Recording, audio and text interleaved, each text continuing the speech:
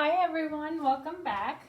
Today I'm going to show you how I press my tumblers, just because it was so hard for me to figure out a good method that didn't cause me any ghosting on the seams or somewhere in the tumbler itself. So I'm just waiting for the temperature. The temperature is ready. So we're going to put the tumbler in the middle, and I always start with the seam down.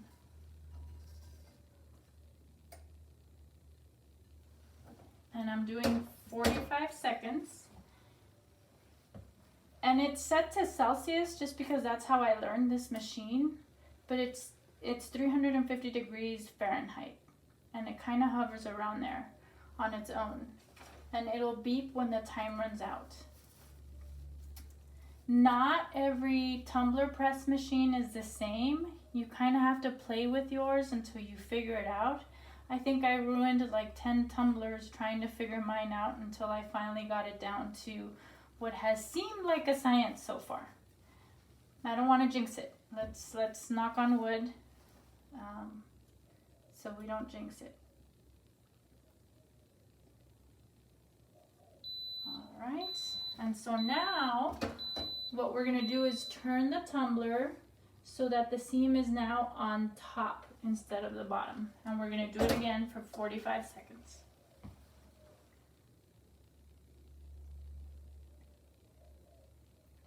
And I know everybody asks me, well, how do you do it? How do you know? Tell me exactly the same temperature you use so I can do the same thing. But it doesn't work that way because these machines are so different.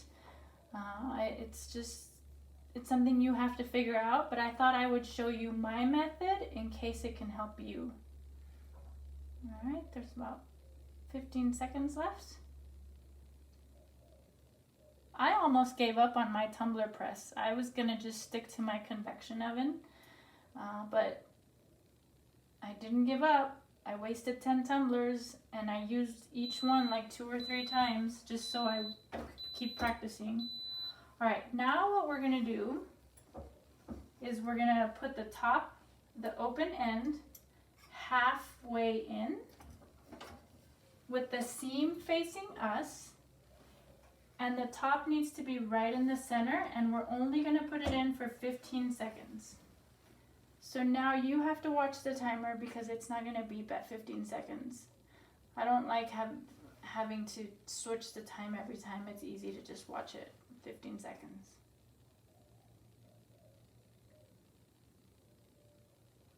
All right, there we go.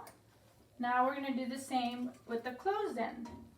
The seam towards us, the end in the middle, and then 15 seconds.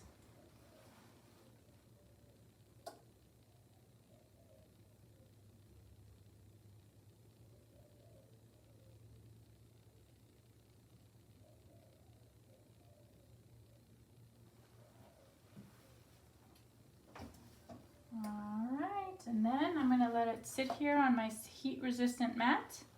Let it do its thing. Let it work its magic while it sits there for a little bit. And we'll come back for the unveiling here in just a little bit.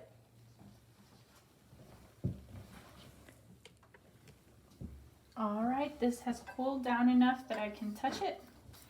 We're going to use some scissors to cut the tape when the time comes. I don't like using any picks or anything, because I'm afraid to scratch my tumblers. And this one was a special order, so I gotta make sure it's pretty. All right, so let's start removing the tape.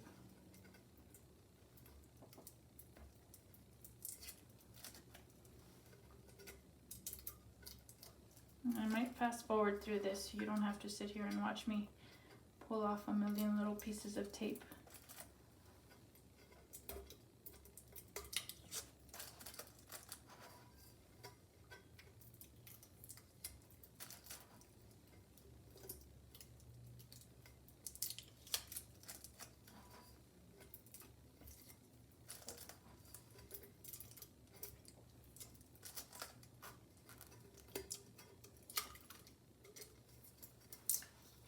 All right, there's the tape I told you we would cut.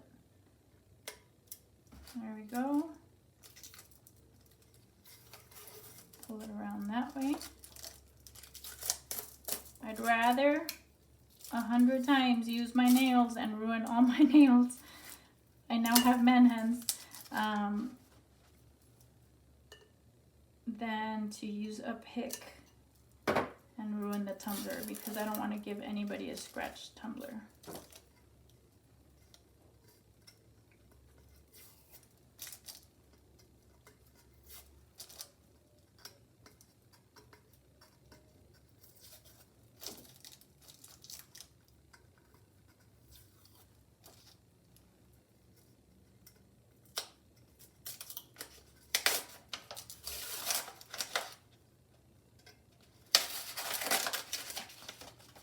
This is just paper residue that we can take off with a wipey or go wash it in the sink with a little bit of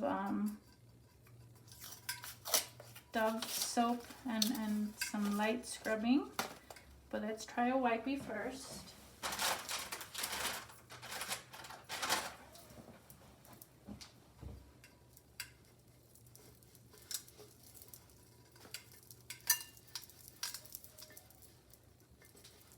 See, it comes right off.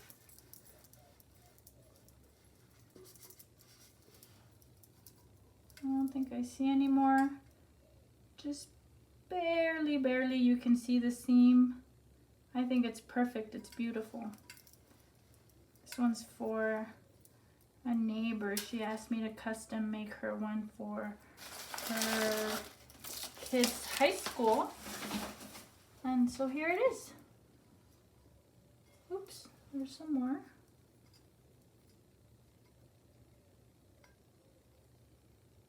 I'll have to go work on that in the sink.